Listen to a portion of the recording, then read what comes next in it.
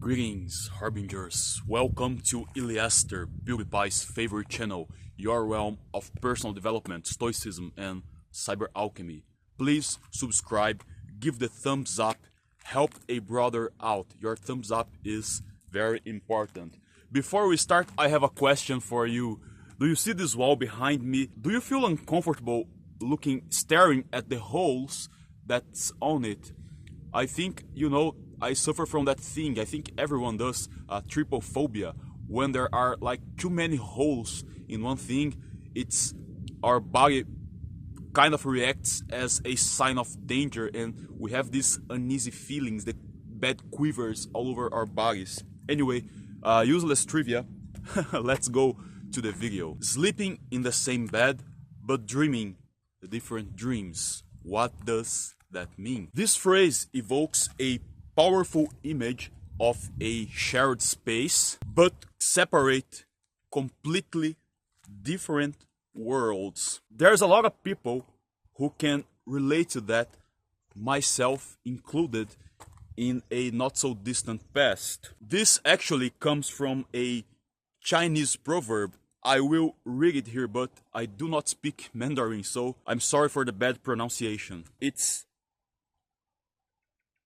Tong Chuang Yi Meng.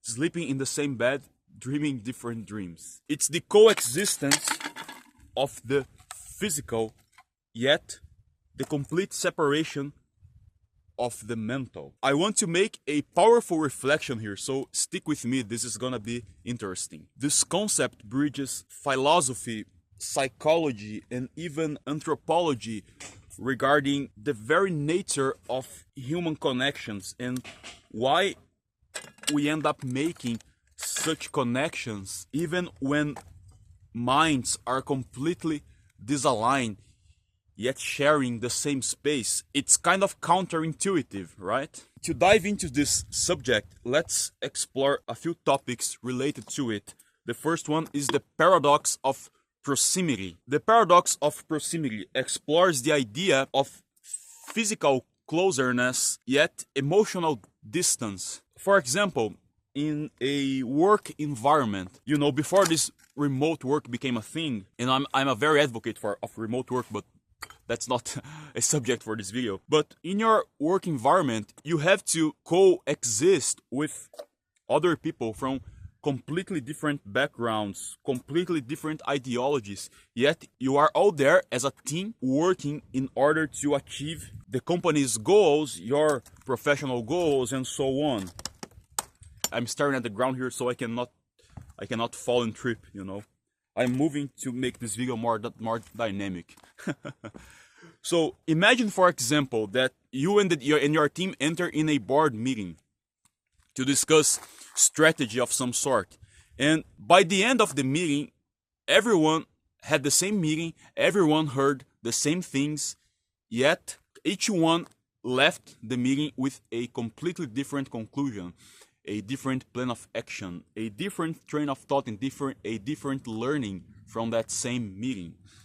So that's an example of the paradox of proximity, and people tend to disagree a lot in the work environment regarding strategy and how do they want to accomplish things, There's a lot of layers and nuances to that. There's ego involved, there's pride, there's ideologies. It's rather complex to measure these things, even in a hypothetical small scenario such as a work environment. Let's bring this concept to relationships. Imagine that you have connected with someone out of attraction, desire, which is, pretty standard. We are attracted to, at first sight, looks, physical appearance.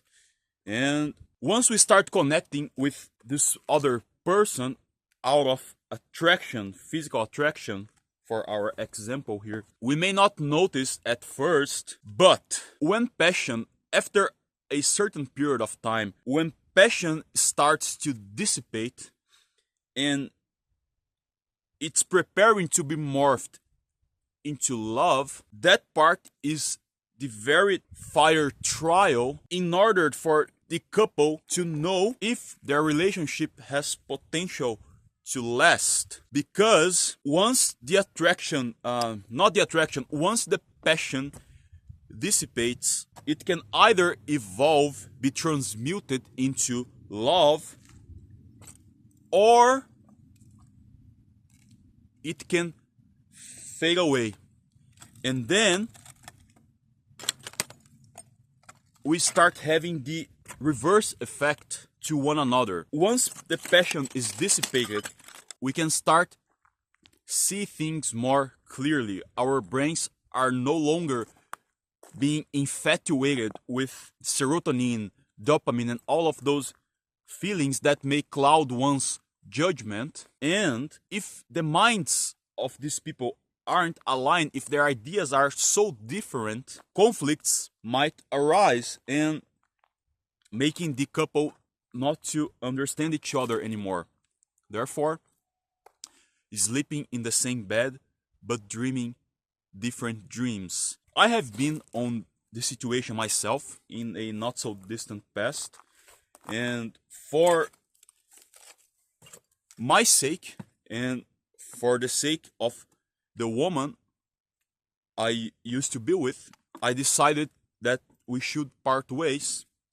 And a couple years later, I realized it was the very best decision I have made in my life and for her life as well. People are seeking to connect in today's world, even though life is forcing us into solitude, into disconnection, into individuality, but also disconnecting from the people you're not like-minded with is also a way to grow and to develop yourself, because the environment matters. And if you're in a bad environment, or if that environment does not match your values, you may be starting to be dragged down, and your whole life might become about underperforming in several areas.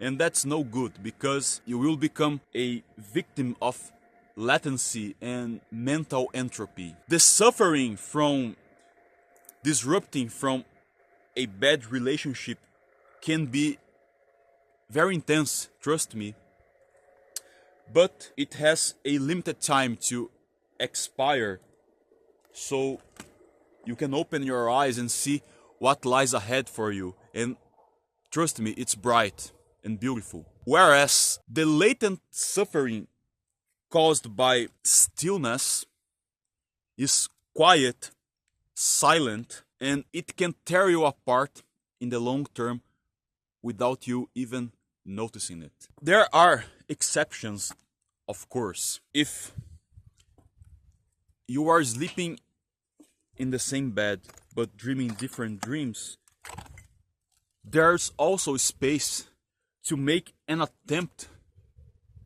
to realign your hearts and especially your minds through active listening, empathy, respect. And there's, nobility in the very attempt of making things work out, but it may not work for everyone, and it's okay. And if it works, it's okay too. What matters is that you stay true to who you are, to your values. Seek your truth with honesty, with intention, and with passion. Never losing sight of loving thy neighbor, even if you have to stop from sleeping in the same bed for each other's own sake. If there's such balance in respecting one's individuality, whereas perform this miracle of sync each other's minds, I think that's the key in which happiness and bountifulness can be multiplied. Because if such things are truly aligned between two people, all the good things can be multiplied. It's way funnier to, for example, laugh of a joke with friends or with your significant other than laugh alone. Both are fun, but realize that when you're sharing this with people you care or a significant other, the funny gets multiplied. And that goes for the bad things too. But if a moment of difficulty is being shared, both strength also gets multiplied to deal with the problem in the best way possible. Anyway, tell me what you think of this reflection, and I hope you enjoy. See you in the next video. El Psy Congo.